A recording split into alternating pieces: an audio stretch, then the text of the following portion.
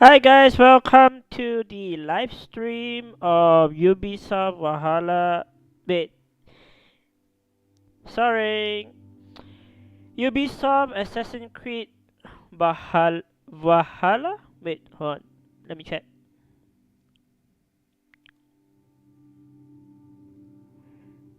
Yeah, Valhalla. The event is strictly only for some people with invites. Right now, I'm giving you free access. Let's just hope that Ubisoft won't see this post because I don't want no Ubisoft somebody from Ubisoft to sue me for this. I'm just trying to share those that haven't have an invite 1 month ago that they post this, and I was kind of selected through the process who can get that event, and I am waiting for the thing to start. It says please stand by. Once the event start, I'm gonna mute my mic. Hello, everyone. Welcome to another webinar from Ubisoft Singapore. Thanks for joining us at this hour. I'm Michael Lee. I'm the Studio Communications Manager at Ubisoft Singapore. And for the next hour, you'll be hearing from our Senior Lead Programmer, Sebastian Russo. And he'll be talking a little bit about water technology, the vegetation and wind interaction, and the procedural generation of biomes in Assassin's Creed. So this is a technical talk, and we have a lot to cover. And we understand that you may have questions during the talk itself. You can pop these into the chat and we'll get back to them at the end with a short Q&A at the conclusion of the session. But without any further ado, I'm going to hand it over to Seb himself. Seb, if you'd like to share your screen. Yes, I will get started. Here we go. Beautiful.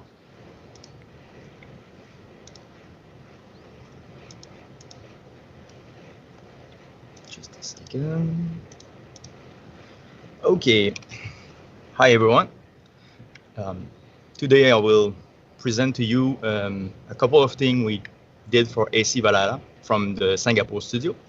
So the first part is about the procedural generation of biome, a very high-level presentation for this one. The second part will be about vegetation LOD and how we manage to keep a smooth transition at a long distance, plus wind and vegetation interaction from a dynamic object. And the last part will be about one diffuse term for the water feature that we had on AC Valhalla as well. So let's start with this first part. So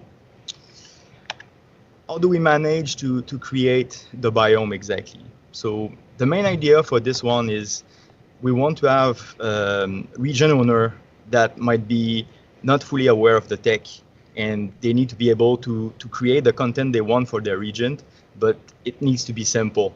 And we have on the side some technical artists and programmer that will set up important information like a bank of rules and a bank of spawning entity that could basically be the result of those rules. And the region owner will basically be in charge of painting the exact area that he would like to have for a biome. For example, it could be a winter biome, it could be an underwater They cannot biome, hear me, etc. but I can So only that's the main idea. mute myself Sorry. while So he's as you doing can the see thing. here, to So produce a biome, it's we not have my many words. input. Just listen to them. We have the terrain, we have a set of rules, we have procedural texture, trajectory, and procedural tool. Like I said, the region owner will be painting some mask on the terrain itself, but there's plenty of other input to generate the biome.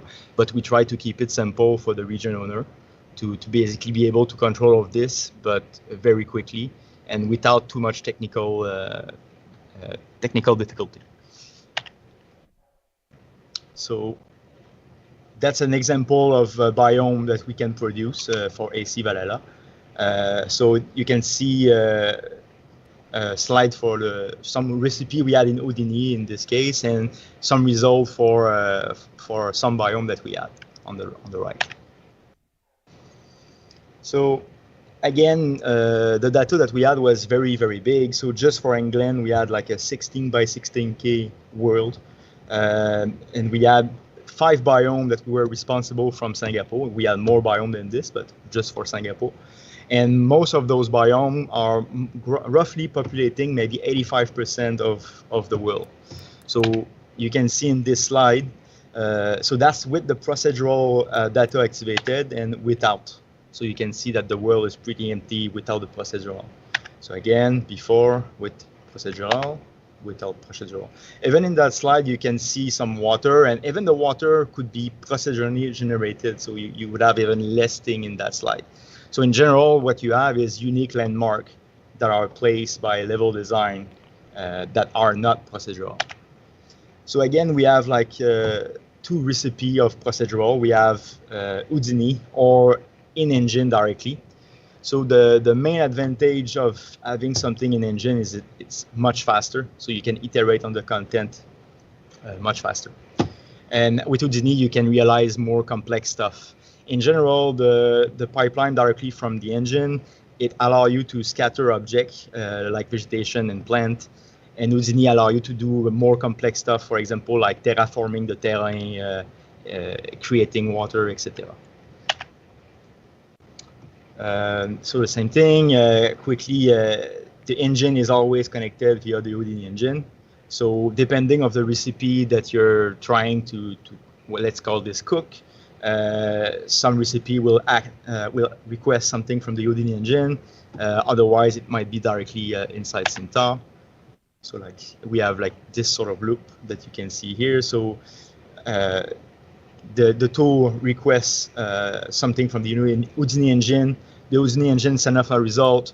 This data is created inside the engine itself. It's like a container that can contain many types of objects, physics, collision, sounds, VFX, graphic data, etc. Again, the layout for this procedural is divided in many tiles. So in general, it's a 256 meter square tile that basically contain everything we need to cook any recipe that we have. That's what I just mentioned. So same thing here, just to recap a little bit. Again, you have a bunch of dynamic property container. It can go through the Houdini engine, and the Houdini engine can give you a mesh in result or a procedural texture, for example. So just quickly, an overview of some procedural tool that we created for AC Valhalla. So we have many flavor. You see we can create field, fences, river, streamer, stocking zone. So the difference between river and streamers is basically streamers is not axis aligned. So it could be water down a slope, and river needs to be axis aligned. So it's all at the same level. More tools, so same thing, roads, cliff, city wall, scattering. I'll talk about this one a little bit more in detail. So this one is mainly done directly in engine. It doesn't go through Houdini. So same thing. So what's the main difference? I talked about this a little bit before. So in general, directly in engine will be much faster. It will be limited to creating and spawning entities versus Houdini that can control and generate much more complex setup, terraform the terrain. At the same time, Houdini only takes trajectory input versus the other system. So you can see here the type of masking I was talking about that will be generated from the region owner on the left. So basically you define which mask is defining the biome that you want to display for that given area, and the result on the right. So basically all those rules will be combined. So the user will define what sort of area you want to apply at a given world position, and then we're going to have many rules that's going to be evaluated that will define what sort of object could be spawned at a given point. So a rule could be, is the terrain high enough, let's say higher than 250 meters? Is the terrain underwater? Is the slope of the terrain 50 degrees, etc.? So that's a rule, for example. So same thing here, you have many rules, many conditions that needs to be fulfilled. And then if all those conditions are fulfilled, then we have like basically a candidate that can be spawned at this position. It doesn't mean it will be spawned, because after this you have a restriction per distance, so you cannot spawn a big tree every meter square. You need to space them out. So this will also be taken into account in the system. So same thing here. It's just a diagram of the flow itself. So as I mentioned at the start, we have like a library of template objects, and basically that's this library that will be output by the system to decide which entity to spawn at a given point. So again, the scattering system, all it will produce is basically a cloud point like this. So you're gonna have a XYZ position and basically an entity index in the bank that represent what you want to spawn at this given position. So that's very high level what we do for the procedural system. So all the biome for the scattering rule will more or less work like this. So of course you're gonna have different bank and different rule for different biome. The winter biome versus the underwater, for example, will behave very differently. So the second part, it's about smooth transition LOD, wind and vegetation interaction. So in Assassin's Creed Valhalla, we had a lot of vegetation, and we wanted to be able to see all of this very, very far, and also maintain a good and solid 30 FPS on current gen on Xbox One and PS4, which was very, very difficult. So I'm going to present you a little bit how we managed to achieve that. And then I'm going to show you a little bit how we apply the wind on the tree, and how we can apply some dynamic interaction on the vegetation and keep it very, very cheap for the GPU budget. So quickly, that's a visual of what you can see from a Visto in AC Valhalla. So you can see there's a lot of vegetation. It's very dense. You see a lot for a very far distance, probably more than a kilometers in that scene. But I think worst case, it could even extend up to 8 kilometers. So that's very, very far. So that's a diagram of what sort of LOD system we have. So you can see that LOD 0 to LOD 3, it's a normal mesh that reduces in quality. And then at 140 meters, we have like a hybrid imposter, which I'm going to talk about a little bit more in detail after.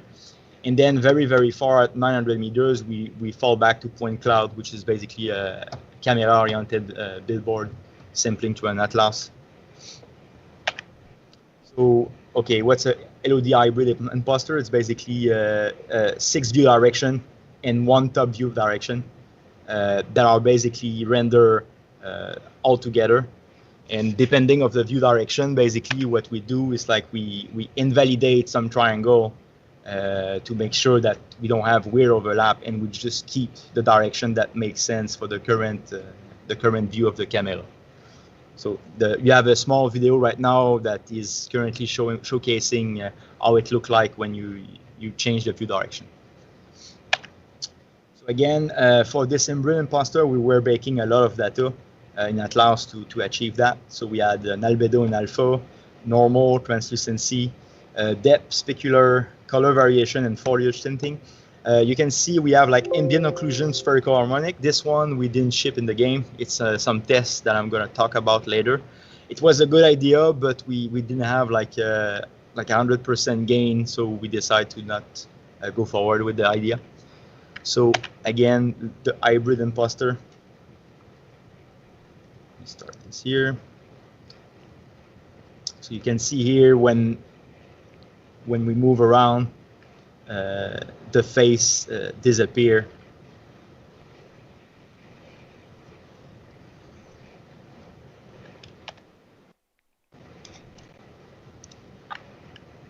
So one thing that is important that we realized to keep a smooth transition for the hybrid imposter.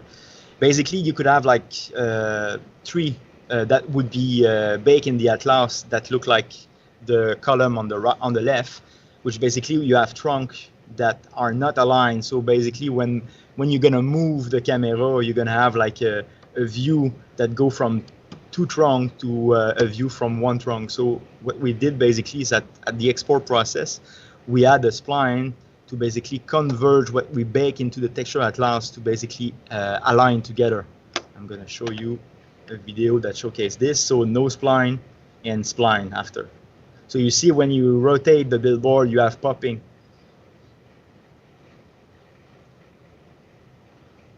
And then with the spline adjustment. So you need to understand that those hybrid billboard appear 140 meters from the camera, so it's not directly in your face. So also we add some alpha cutout to help on the performance, which is pretty standard, I think. So this is just to showcase the transition from LOD0 to the hybrid billboard. You're not going to see the difference that much. And then you're going to see a wireframe that showcase exactly what it is. So you can see that the transition is quite smooth. And then you're going to see the result in wireframe. So you see it goes from a billboard to the real geometry gradually.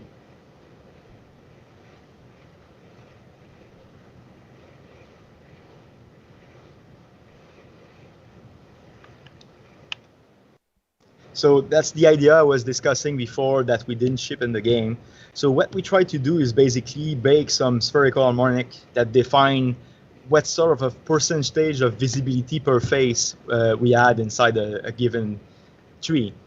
And basically at runtime, depending of the viewing goal, when you see those faces, to basically call them. So we try different approach and say, okay, if the face is occluded at 90%, we're not gonna bother and render it to try to help on the perf. The problem we had with this is by killing those faces, we end up in some case rendering something that is more expensive instead. It could be the terrain, it could be other geometry like the character maybe. So in general, it was a better idea to keep more occlusion than trying to remove costs for the tree itself. So again, just a quick video that showcase some of those faces disappear depending of the view angle. So you see, we can be, I mean, it could be complete time. We can say any face below 90% just disappear, and it could also be set up for different paths like shadow versus G-buffer. But unfortunately, we didn't have like a consistent gain in every case, so we didn't try to use that approach. Of course, in that video, we've been very aggressive. We're culling a lot of vegetation face. We would never do something like this, but it's just to make this example a little bit easier to understand. So what did we do for the wind? Again, we bake inside the texture 4-channel, some 8 attenuation, phase randomness, foliage attenuation, and 3 side vegetation type in each texture atlas that I showed previously. And basically, we use this to apply different type of wind on the vegetation. So we have trunk bending that you can see here, the code a little bit. It's quite simple. In general, we try to keep everything as simple as we can because we need to support current gen at 30 FPS. So everything is kept to a minimum. We have basically a wind flow from a bake flow map for the world that will control in which direction the wind can be coming from. The wind foliage here is also baked offline inside the lookup texture that you can see here. So that's the lookup texture that we apply for the noise to basically displace the foliage of the tree. So again, just a quick example of what happened with different type of wind. So just the trunk bending.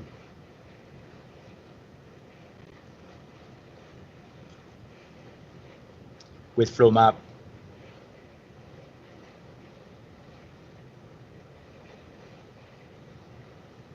With foliage noise.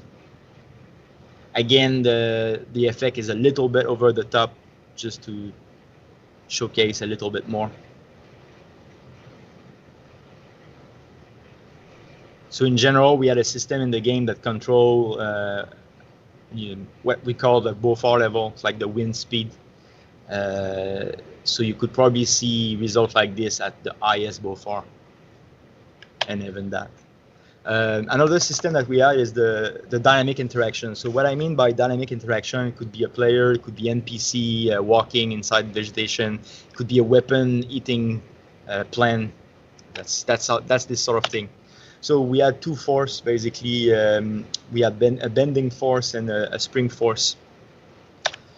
So again, everything was approximated with sphere. So imagine it could be those examples on screen, but it could also be a weapon. So the tip of your weapon could have a sphere with a different radius, of course. And this will be done in texture space. So in general, you're not going to cover a huge area, and we're just going to render the tile that require an update. So in general, it's really, really cheap. So we have like a stamping pass and a decay pass. So you're gonna every frame you're gonna try to apply a new force. And of course, if an object is not moving, it's not applying a new force. And then those forces will be decayed over time. So that's a quick example of the code for a flattening force. Again, like I said, we approximate this with sphere.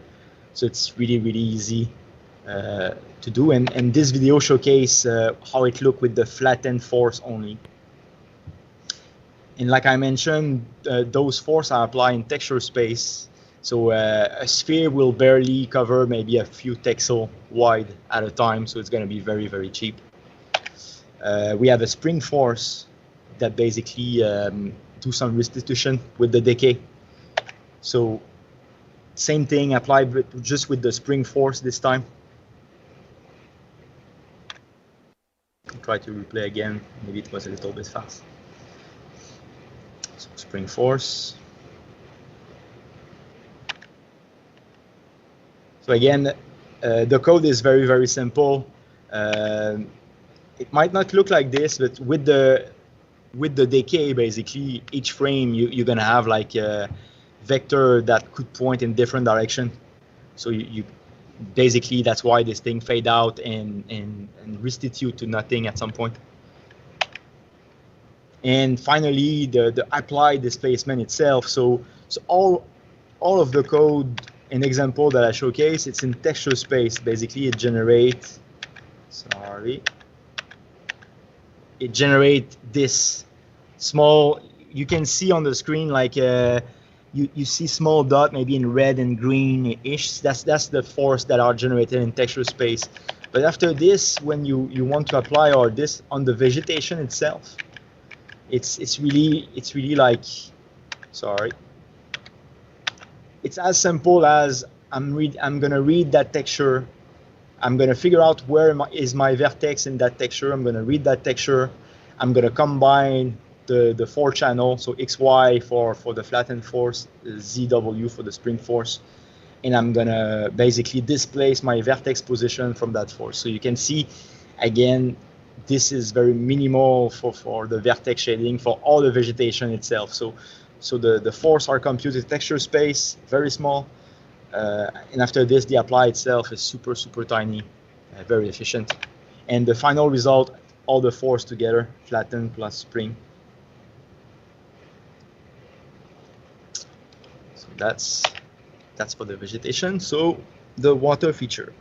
So again, for the water feature, we had many things that was done on AC Valhalla. That would take me probably 10 hours to discuss all this. So what I'm going to present is the first one here, the water diffuse term. So what's interesting about this one is like it's a different way to think about how the watercolor look like using a different physical property. So by using this, that what could be interesting is like after this, you can create, if you see on the list, what we call churning. Is basically an high res animation of one of the parameters that we use to represent the diffuse term of the water. So what's the diffuse lighting term? So basically, we implemented a model that use three simple properties. So we call this the phytoplankton, the sediment, and the yellow matter.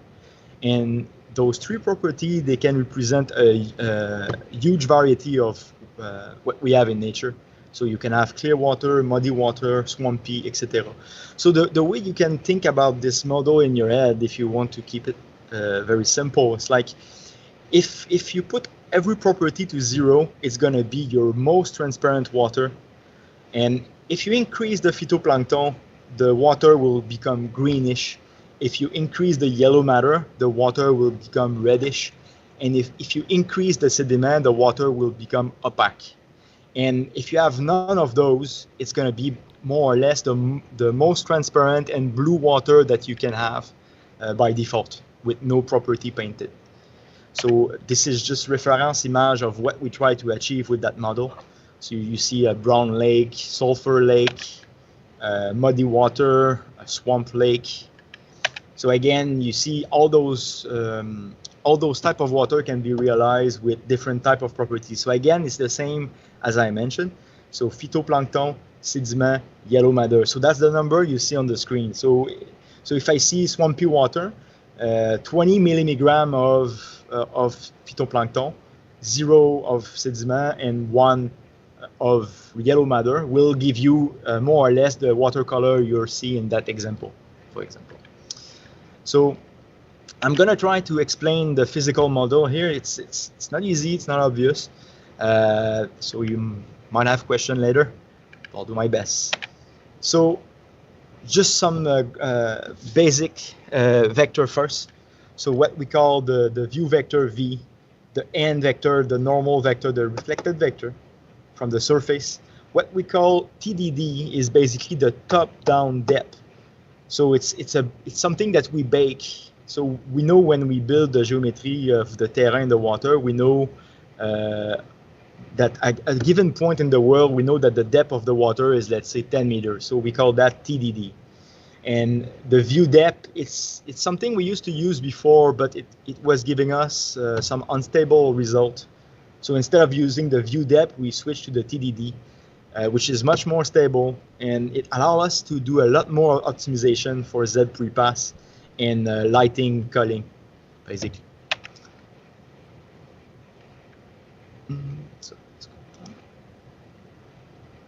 So sorry. So some other term that you can see here, just to present at first. So what we call minus z is simply the minus z direction, so 0, 0, minus 1. So RF is the reflected vector. So it's the standard vector that you compute with basically a refract from the minus view vector and the normal direction with your index of reflection, in this case around 0.75. So that's going to give you RF, and cos theta is the angle between minus z and RF. So try to remember a little bit of those for the slide to come. Again, just to recap, so the top-down depth is a normalized value between 0 and 1. We have oceanness that basically tell you if the water is ocean or not. If not, it's a lake or a river. So again, we do this because we have different absorption and scattering curve that are dependent if it's an ocean or not. So you're not gonna have the same property by default. So like I mentioned here, so what we have, and again, it's where you can have maybe some artistic control if you want. You need to define how much absorption, and again, in those screenshots, everything is scaled by a factor of 10,000 because we want to bake this in a floating point, 16-bit precision. So we really need to have a lot of precision, so we need to scale this by a factor of 10,000. But normally those values are normalized. So you can see this as how much do I absorb a given color like red, green, or blue, or how much do I scatter particle of light of red, green, or blue. So again, you define those absorption curve and scattering curve for water like river or ocean. So in our model, we have both actually. And again, that's those curves that's gonna basically control, like I said, by default, when you have no property 0, 0, 0, that's going to give you how water look at the most transparent setup. So if you want to have, for example, an Asia Pacific Ocean, green looking ocean, that's how you're going to control this. For example, in AC Valhalla, that's not the look we try to achieve. So those curve doesn't represent that. So you can see here it's the curve we had for absorption and scattering for river. So that's the curve we had for scattering and absorption for ocean. So you can clearly see they're not the same. So they're not gonna contribute equally. And then that's the scattering and absorption curve, basically that are controlled with the three parameters that I showcased previously: the phytoplankton, the sediment, and the yellow matter. So basically, those three parameters will also contribute on top of the basic scattering of the water. And that's the surface reflection curve, basically, again, that control the light. And of course, for convenience, we bake everything inside the small lookup. Like I said, it's a floating 16, so that's why we scale everything by a factor of 10,000, and we rescale back by 1/10,000 in the shader after, because we need to have like more than 6-digit precision. It's very important. So I'm going to try to just showcase a little bit what is inside the model. So again, I already mentioned, so A is the absorption coefficient, B is the scattering coefficient, BB is the back scattering coefficient, so KD is the upwell diffuse attenuation, RD is the irradiance reflectance at the top, E0 is the water body reflectance, and the optical depth is basically how much light can travel to reach the bottom of the surface. And then we have intermediate value for each phytoplankton, sediment, and yellow matter for the reflection. So reflection is basically what you have at the surface of the water, basically at water level 0. So just a small code that show you how we sample the texture lookup that I just mentioned there. So that's that texture lookup here. This texture encode all the curve that you see there. So basically those curves are encoded inside this lookup, and then that's the code that look at this texture lookup and fetch the property. So again, it's the same if I look at this one here. So we have a value on the y-axis, and on the x-axis is basically the depth normalized, the top-down depth that I mentioned previously. So the deeper you are, the more on the right you fetch for that curve. So it's going to be translated on the lookup. The deeper is going to be a textile more on the right, and if you're at the top of the water, it's going to be a textile on the left. And each row represents a curve itself. So we have 7 curves, so 7 row of lookup. So that's how we fetch that texture. So internally, that's how we build all the intermediate constants. So what I say about absorption, A, B, RD, and the scaling of the property. So what you see here is the CCXYZ is the 3 property that I mentioned. So the phytoplankton, sediment, and yellow matter. That's what artists can control and paint. So if you want to have like an area of mud, that's the property you will paint and try to control with those properties. So that's how we basically go fetch all the property for the texture lookup and build some intermediate value for the calculation. So this function here will build all the param that I mentioned here, like A, B, BB, KD, RD, C, E0, optical depth. So everything will be built from that intermediate function here. So again, I'm going to explain the full model after this, but that's how we build basically the intermediate step to have this all those terms so far. So you see, for example, the absorption is the absorption that we read from the lookup plus the temp absorption scaled by the CC value that we have right there. And R0 is basically the scale value of what we have here plus the RD value. C is A plus B. Backscattering is B plus a certain factor. It's a little bit too long to explain in detail here. So in general, what the model is 3 terms. So you can think of LU0 as the light reflected upward at depth 0, so LU0. So what you see in that diagram is like basically LS is the light source. So it's going to be your direct sunlight contribution. It's going to be your GI, so basically your skylighting. That's going to be your input. And those input is going to be multiplied by RD and multiplied by cos theta. And then it's going to give you LU0. And I'm going to showcase some HLSL code at the end that resume those as well. So it's going to be a little bit clearer. And then the second term is the LUZ. So LUZ is the light reflected upward at depth Z. So if the light managed to reach the bottom of the water and be reflected back to the user, so the eye basically, that's what you call LUZ. So again, you have the light source that is the input. And then some of those input are propagated downward, and then they are absorbed and scattered in a certain way. And then, depending of the optical depth, if they manage to reach the bottom, some percentage of this will be reflected back up. So that's the arrow you can see here, like EDZ is the percentage that managed to reach down, and EUZ is the percentage that managed to come back to the user eye. And that's what we call LUZ. So that's the percentage for LUZ. And then LDF is the in-scatter of the downwelling irradiance.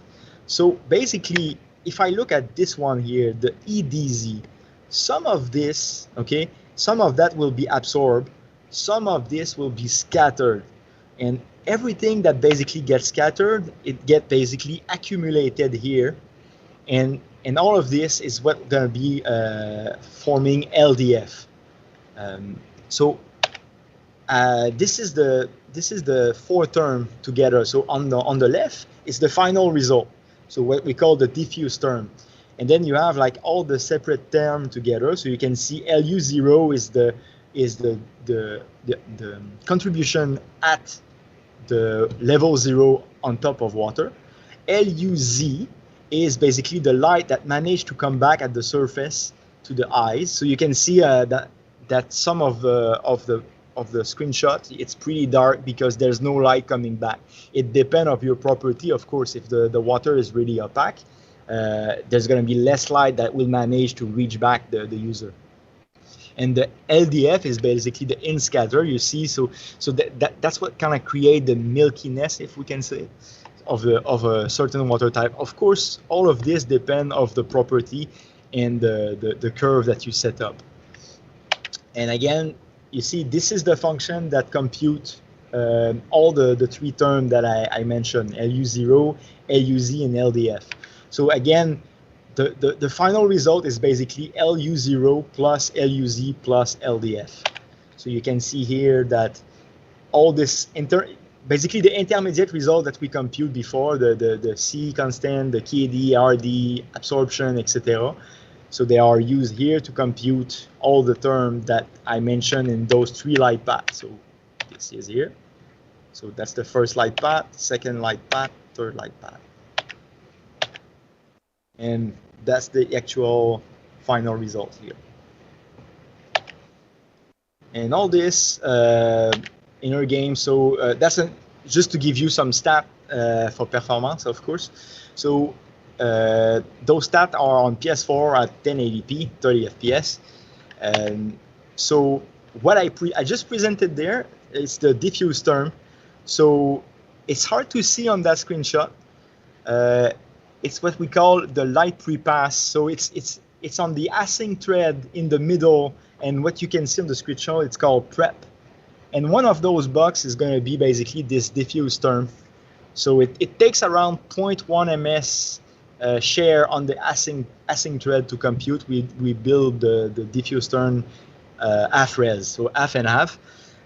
We keep it half res because, like I said at the start of this part, it's like we want to do churning. So we basically animate the sediment up and down with some animated texture to create some disturbance in the water. So you can imagine churning as if I swim in muddy water, and the player is swimming, he's going to move the sediment around and he's going to clear the water around him. And if the water is clear, maybe it's gonna make the water dirtier. So by basically tuning the sediment up and down, we can achieve this effect. And that's why we still render this effect as half-res, because we still need to have some sort of high resolution to simulate this on screen. Otherwise, if it was not of the churning, we could easily go even lower than this, because the parameters are very friendly to be interpolated, and so you could go even lower if you want to, if you don't want to implement the churning. So basically the full cost of this for river, it's around 5.9 ms, and 5.9 ms it basically covers 65-70% of the screen. It includes like the texture space simulation that we have to basically animate the water, etc. And we have a Z pre-pass around 0.2. We have the G buffer pass in general, maybe 2 ms. All the pre-pass information, like the diffuse term, around 0.2. We have SSLR around 1.25, and the lighting itself around 1.75, or maybe 5.9. Sorry. So that's 5.9 is the cost for the ocean. Sorry. So that's what you see here. This example here, it's around 5.9 ms, and this example here for the river, it's around 5.1. So it's a little bit less for lighting, G buffer, etc. But it's more or less the same.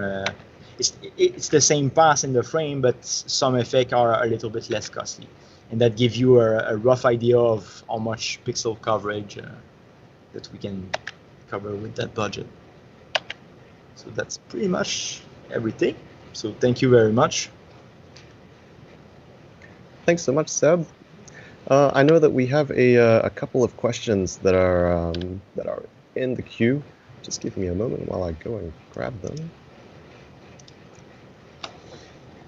We do have one question around, is there any issues with trunk bending and imposter together? Does trunk bending only work with certain LOD?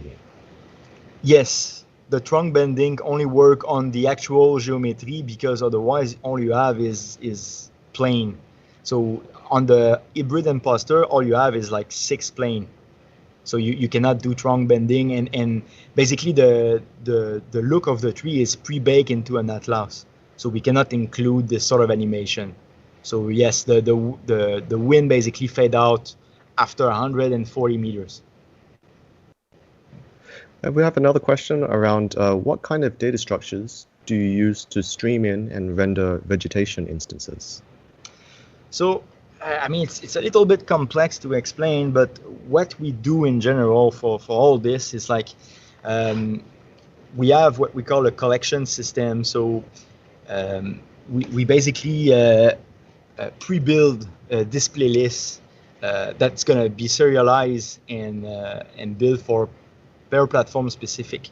So when we load a cell of 32 meters, all the vegetation of that cell will be loaded inside the container, and basically everything that goes into the collection system have the same sort of material properties. So they basically batch together with indirect draw, and basically it ends up being one draw call. So what we have on top of this is a little bit like a mesh shader. It's like, but for PS4 and Xbox One, so of course they don't support mesh shader. So we have a UAV before the actual draw call that basically do some culling. So we can do back-facing, frustum culling, miscellaneous plane culling, zero area, etc. So we have like an instance buffer that reorder index from the vertex buffer, and basically the output will be output for indirect draw after that. So what we end up having is basically we send one draw call for a 32 meter square, and basically the let's call this the mesh shader, if we want to. We call that the batch renderer, the GPU culling. So basically we cancel everything that doesn't contribute, basically what is not in front of the camera, what could be occluded, etc. And then we streamline the the draw call to only include what we need. So basically, you basically look to load maybe a cell grid of, I think if I'm not wrong, around 256 meters square. So 128 meters in front and behind for the main loading grid. And each of those cells basically contain exactly what to do for the vegetation for that cell. And each cell will be processed and accumulated together. And after this, the batch renderer will basically remove everything that is not, well, we're going to have a CPU pass that first of all will remove what doesn't make any sense from a CPU point of view. And then the GPU will do some extra work to remove extra polygon. I hope I answered the question for the vegetation. We still have a couple of questions that are coming in, so keep them coming in, people. Did you have any problems with transitions between different biomes? And if so, how did you solve them? Not really, because at the end we can easily fade in, fade out whatever mask we're creating.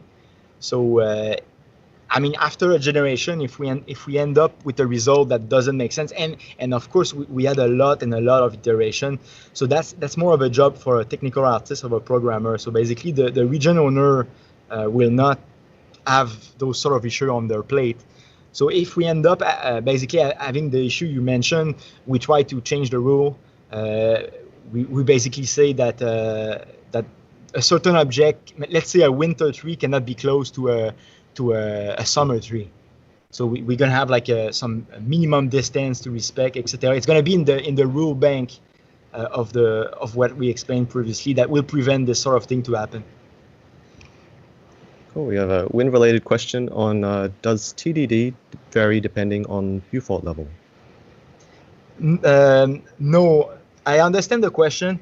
It should in theory, but it doesn't. So basically, we bake that information because we need to have good performance. Okay, we don't have a choice about that. So basically, we bake the TDD. And from this, even if you have a Beaufort level, so for river and lake, it's not gonna matter because the displacement of the water will be insignificant, like a few centimeters, I guess, at worst. But for ocean, you're right, it could be a few meters change. And basically, the TDD will be different. But in practice, it doesn't change that much for ocean property. In general, this sort of model is not varying so easily with depth. So imagine that you have at some point, it's like if you reach a depth of 50 meters, well, if you have 52 or 53, it doesn't change that much the final result. What is important is more like the first meter, and in general, the wave attenuate at the shoreline. So we're not gonna have a wave that is like a meter high at the shoreline, where the change in lighting will be very important. So that should probably answer the question. So how do you blend interaction force and wind movement for vegetation? Can trees be flattened, or is that exclusively for grass? No, it's an exclusive thing. So trees have wind and bushes have interaction. Okay. Or small tree, basically. So grass, small tree, bushes have dynamic interaction, and tree have wind. So in general, even if you hit a tree with an axe, it's not going to move. How is the water mesh generated? This one, we don't have water mesh. That's the thing. We have zero geometry for the water. Everything is controlled with the quad tree. So what we do basically is like the region owner again will define where water exists, and from that we'll build basically a quad tree for visibility. And after this, depending of the distance to a certain node of that quad tree, we're gonna pick basically a LOD for that given patch of water.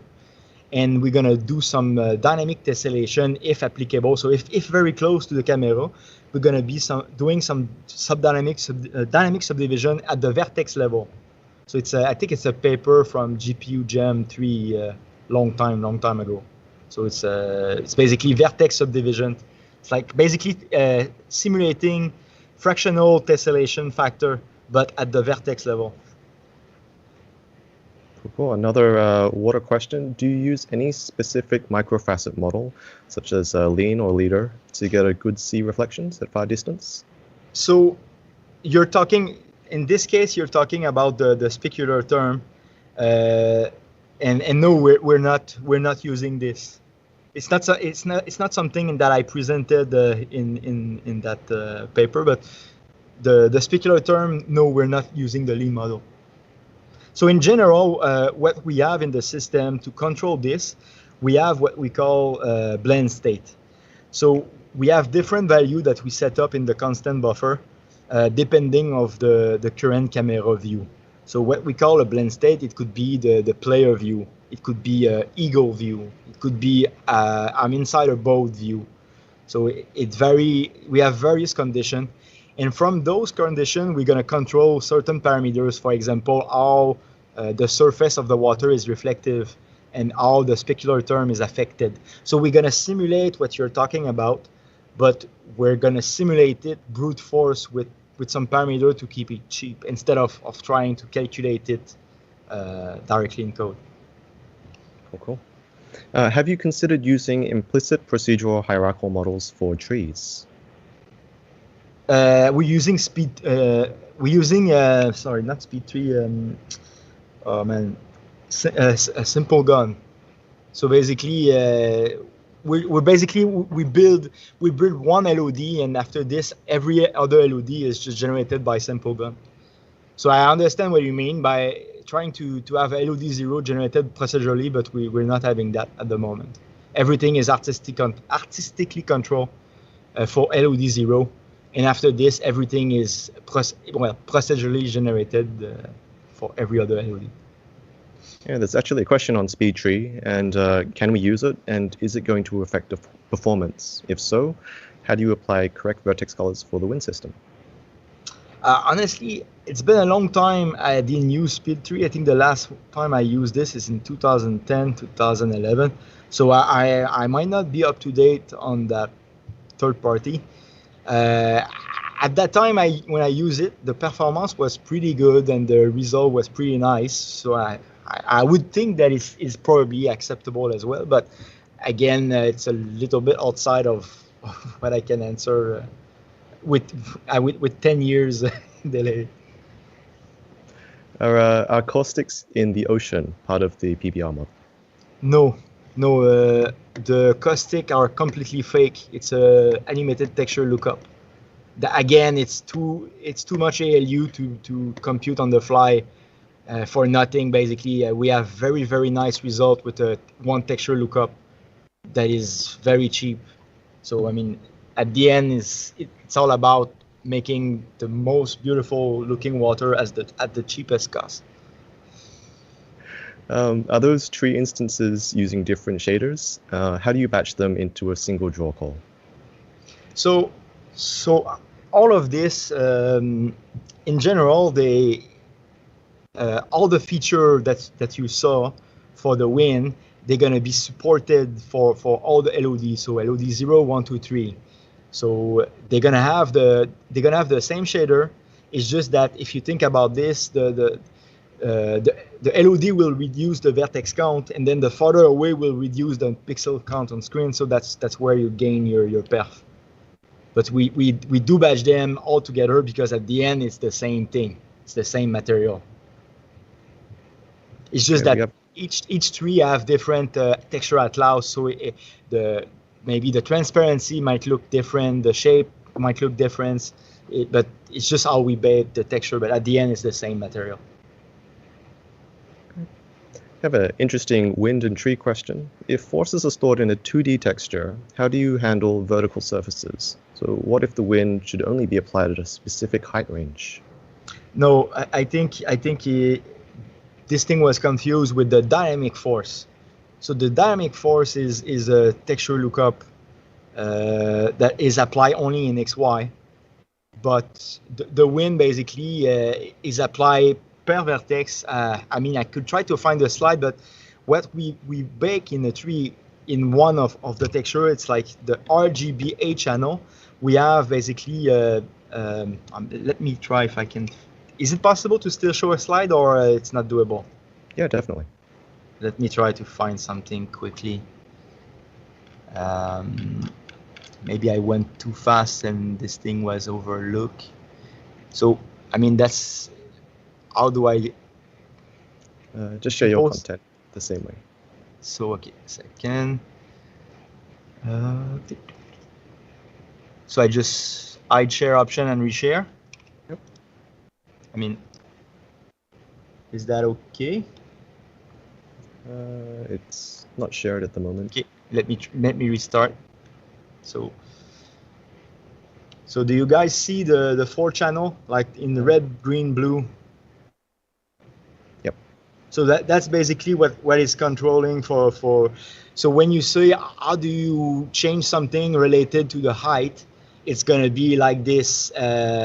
So this basically is not an Atlas texture. It's basically what you bake for the real mesh of the tree, and it's gonna look like this. So you basically imagine the height attenuation you see at the bottom of the trunk. It's black. It means it doesn't move, and then at the top it's the reddish. So it means it moved the most, more or less. That's how it is. Let me try to come back. Okay. We do have time just for one last question, and it's around how is the sediment data or other water shading constants packed? Do biome owners specify constants for the area, or is it painted into textures by the artists? So it's a little bit it's a little bit of that. It's like basically the region owner will basically have control. It will paint on a given area. It will paint a water template, and a water template can be blend at different ratios. So we define we have a bank of 8 templates, which is like muddy, swampy, sulfur water, ocean, etc. So the user pre-select one of those templates, and then he can paint at a given strength, so from 0 to 100%, and then it's like a alpha blending basically. So the user can select, let's say, a swamp template, paint some property, select another template, select another strength, and blend it together. And then when this result is finished painting, what we do is like we generate texture at the baking process that will basically be fetched at runtime. So for example, just a quick metric, I think for 1 kilometer square of water, we have 2 texture RGBA of 512, 512, depending of the texture atlas. So if we have a kilometer square that only contain 32 meters of water, well, we're not going to have a 512 by 512. Roughly what we have is like 1 texel per 2 meter square. So you can see if you paint a 32 meter square, you're going to have like a 16 by 16 texture. Roughly. That's going to look like that. Okay, I think that's going to draw us to a close because we are just slightly over, and I know that everyone has a very busy day. Thank you so much for the interesting questions, and Seb, thank you so much for your detailed answers. I know that there are 1 or 2 questions around receiving the presentation. Unfortunately, this is information that we can't share with you, but we do have a showcase video that we will be sending to each of the participants at the end of this. So Seb, thank you very much for your time and for all the attendees. It's been a thrill having you, and it's our pleasure to host you. That was great. And thanks so much. We'll be ending the call just now. Thank you all.